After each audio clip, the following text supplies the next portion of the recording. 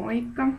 Mä ajattelin nyt tulla vähän juttelemaan teille, koska mulla ei oikeastaan ole kauheasti kuvia näistä viime päivistä. Ja ajattelin, että voisi olla ihan hyvä puhua suomeakin välillä, koska en ole 2 viikkoon tai vähän enempää puhunut. Ja kuulostaa varmaan tosi hassulta ja tulee hassuja ilmauksia, mutta koittakaa kestää. Mä tulin just äsken koulusta ja onneksi perjantait on yleensä aika lyhyitä päiviä. Että 8–1 istuskelen siellä nukkumassa. No ei, opiskelen, teen esitelmiä. Itse asiassa tällä viikolla mulla on ollut aika paljon kaiken näköisiä kotiläksyjä. Ja olen viettänyt illat ja yöt niiden parissa ja sitten koulussa on vähän väsyttänyt ja kaverit on sitä mieltä, että Elina ei muuta teekään kuin nuku, mutta koitan kuitenkin tsempata, koska se ei ole voin kertoa, että se on aika vaikeaa välillä istua sen luokassa ja vaikka biologian tunnilla, kun ei ymmärrä sanaakaan mistään termeistä, vaikka suomeksi tiedänkin kaikki asiat, mutta espanjaksi ei kärjistystäkään, niin tuottaa vähän välillä vaikeuksia. Joo, ja mitäs muuta? Mulla oli äsken liikuntatunti, saatan vaikuttaa vähän hikiseltä. Täällä on kuuma, mutta en valita, koska mulle sanottiin, kun mä tulin tänne, että keväisin ei ikinä sada. Ja kun mä sitten loppujen lopuksi tänne tulin ja kevät alkoi tuossa 21. päivä viime kuuta, kauhean kun aika menee nopeasti, niin täällä on sen jälkeen oikeastaan ollut enemmän niitä sadepäiviä kuin aurinkoisia päiviä. Eli se tarkoittaa sitä, että ilmastonmuutos vaikuttaa myös täällä eteläisellä pallonpuoliskolla. Joo. Ja ilmastosta puheen ollen, kuten jotkut mun Facebook-kavereista on varmaan huomannutkin, niin mä koin eilen elämäni ensimmäisen maanjäristyksen.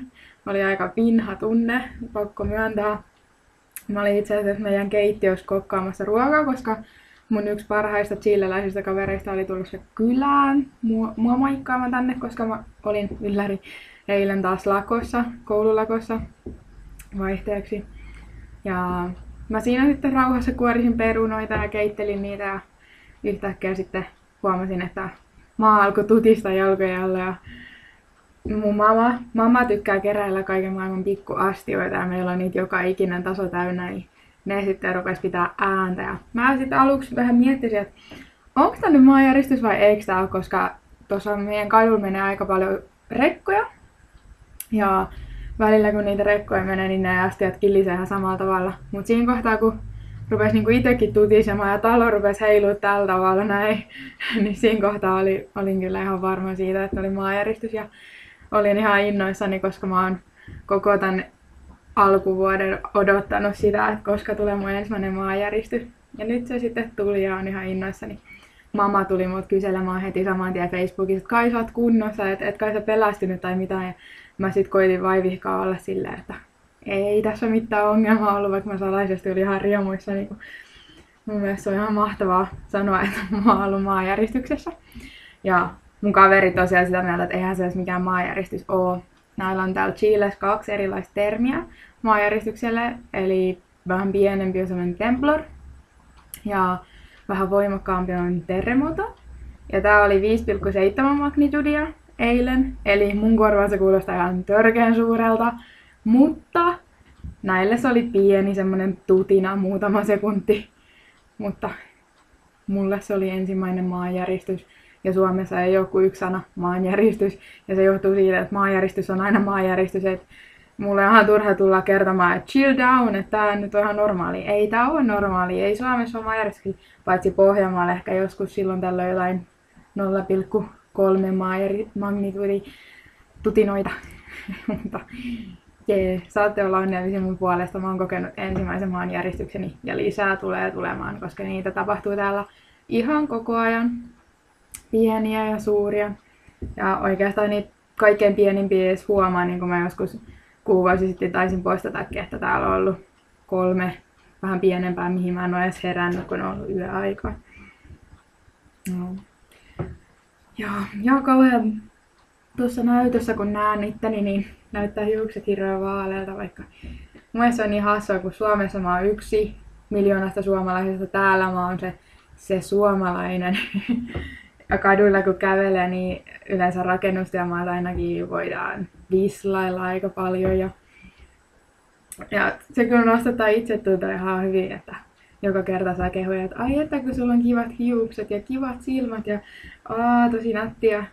Ja siniset silmät on niinku jotain ihan käsittämätöntä täällä, niinku vaaleat hiuksetkin. Mä kävelin eilen, kun mä kokkailin sille mun kaverille, joka tuli illemalla kylään. Niin mä kävelin tuohon kulmakioskille ja siinäkin matkan varrella tuli noin 10 vislausta ja kaiken maailman pakettiautot ja taksikuskit tööttäilee aina ihan sama missä päin kävelee. Ja mitä on päällä, on sitten verkkarit tai pikku bikinit, ei mitään merkitystä. Vaikka mä nyt hirveästi täällä kyllä ole pikku viineissä kulkenutkaan, kun niin perkeleen kylmä. Joo. Ja joo, jos te tykkäsitte tämmöisestä postauksesta, niin kertokaa mulle ihmeessä kommenttiboksissa, että kyllä mä voin teille höpötellä jatkossakin, se tekee mulle ihan hyvää, kun mun pitää välillä ajatella vähän suomeksi, ettei koko ajan tarvitse espanjaksi höpötellä. Se on aika jännä tunne, kun huomaa välillä ajattelevansa espanjaksi. Nyt yksi päivä, kun mä kävelin kotiin, me oltiin harjoittelemassa mun kaverin luona semmoista musiikkiprojektia. Mulla oli vähän huono päivä, niin mä ajattelin sit vähän purkaa vitutusta sillä, että mä kävelen aika pitkän matkan sieltä kaverin luolta bussipysäkille kaatosateessa, koska mä oon Suomessakin huomannut, että se välillä jopa auttaa, että menee sinne kaatosateeseen ja tallustelee siellä sitten vähän aikaa omissa ajatuksissaan.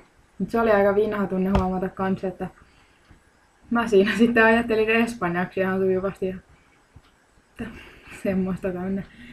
Ja joo, mä sain tänään myös Suomesta postia, kiitos Aki ja Juuso, jos satutte tämän näkemään. Joo, eipä mulla muuta. Juttelemisiin, kommentoikaa ahkerasti ja terkkuja kauheasti kaikille. Heippa!